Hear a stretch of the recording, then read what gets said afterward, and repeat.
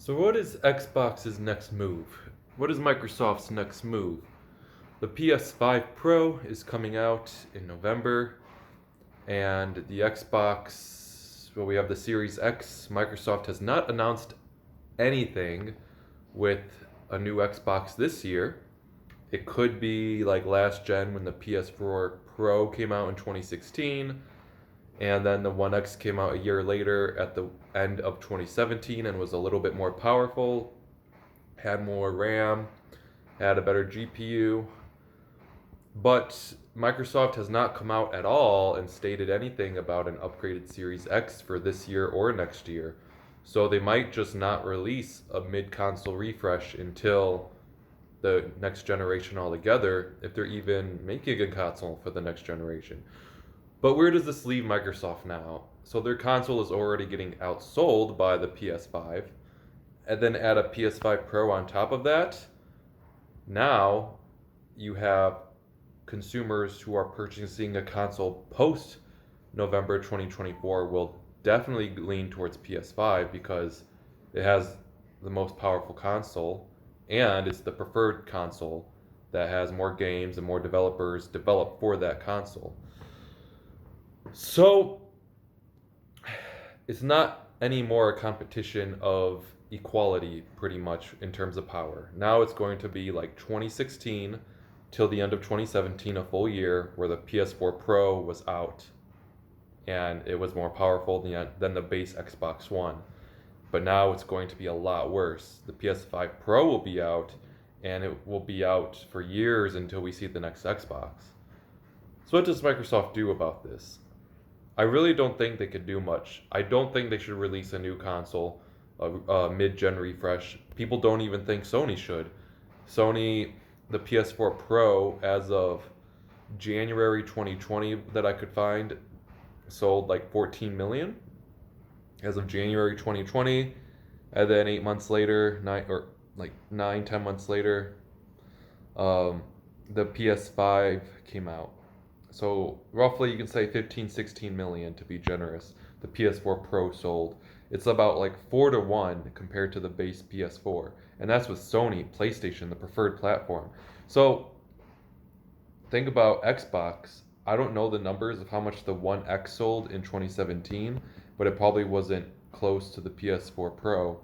And how they're looking this generation with no games on their console, I don't think people would buy a upgraded Xbox Series X. So Microsoft is really in a pickle here. It's either keep getting beat by Sony and then keep really getting beat by Sony once the PS5 Pro comes out, or I don't know. I do know that, I mean, I just think it's very simple. Microsoft has proven us wrong before. Think about the original Xbox when it came out. It was more powerful than the PS2. You saw games like Halo 1, Halo 2, Xbox Live, DirectX, internal hard drive when the PS2 was still running memory cards. And then go back to the 360. That thing was so futuristic, the best controller that's still used on PCs to this day. People just pop in the 360 controller. It looked white. It was white. It was it could go on its. It could go horizontal. It could go vertical. Such a nice looking console. And then they had the the 360 Slim, which was really nice looking. Microsoft has done it before, and not to mention the 360 had a bunch of exclusives like Mass Effect, BioShock. They've done it before. They just fumbled with the Xbox One and the Kinect, but they were coming back, and then they just after 2016 with Scalebound, Quantum Break, Recore, uh, Sunset Overdrive, they just gave up with exclusives, and then they just focused on power with the One X. I'll be honest, they have PTSD from the 2014 to 2017 or 2013 to 2017. They have PTSD straight up because every news article online was, oh, 1080p native PS4 Lords of the Fallen version, but Xbox One 720p, 900p, 792p, dynamic resolution. while it's 1080p native on the PS4 because the DDR5 RAM or the better GPU, they had PTSD from that, and any console they put out now, they're like power. So now they came out with the One X in 2017, and in 2020 the Series X, which has more teraflops. They invested heavily on the silicone in the Series X, but developers still focus mainly. They optimize for the PS5, and then they port it to the Xbox. So games are still running better on the PS5 in a lot of cases. So now Microsoft can't even do that. Now I was listening to a video from Digital Foundry, and they're talking about like these consoles need to be different. They didn't mention this about Nintendo, but Nintendo's in a completely different game plan, and it's working for them. I think they have more Switches sold than PS5s. PS5 is the PS5. It's the base AMD hardware, and they have their going on.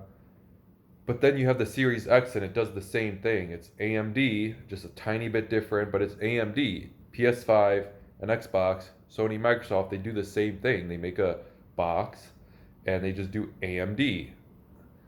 And Digital Foundry, they were saying, look, they need to do something along the lines of like Microsoft needs to get with Nvidia or something. I mean, Nintendo went with Nvidia and had an Nvidia Tegra chip in the Switch. They need to make some deal with Nvidia and do something way different than what the PS5 is doing. Because there was an April Fool's joke today that Nvidia took over the Xbox brand. They bought the name of Xbox, and they're making this Xbox Super Xbox coming out 2025 with dual GPUs and all the Nvidia technology and ray tracing and everything. But it was an April Fool's joke, but it seemed like a good idea. I think that's one thing they could do is make a sweet deal with Nvidia and just outperform the PlayStation's AMD. But I don't know, what does Xbox do next? I honestly, like if I was the head of Xbox, I'd be like, you know what? It's either we're in or we're out.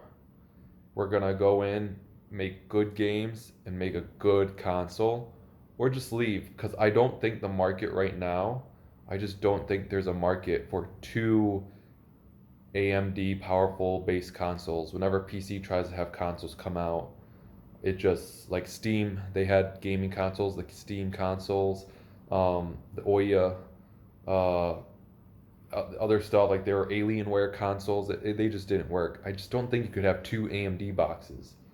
So you have PlayStation. It just Xbox was around and surviving because they and thriving because they were doing a lot of innovative stuff. Xbox Live, Halo, but now it's just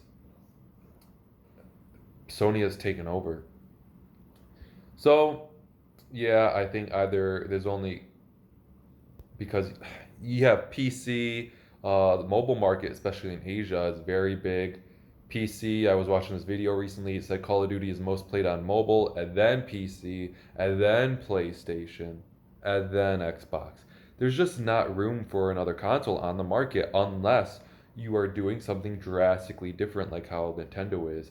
And honestly, I don't even think Nintendo's that different. It's just their console can turn into a handheld, and they have some cute cartoony looking games. That's it. But that's why I don't have a Switch. And people I know with Nintendo products never touch them unless they're 7 years old and they have a Switch Lite they could take on into their car when they're going to visit their grandparents. So yeah, what do you guys think down below? What would you do? Comment down below. What would you do if you were the head of Xbox and you could do anything, unlimited funding? What would you do? To Would you make a new console a mid-gen refresh? Would you wait till next gen? Would you just stick it out with the Series X, Series S until next gen? Would you just bail on the console space altogether? Let me know down in the comments. I'll see you guys in the next video.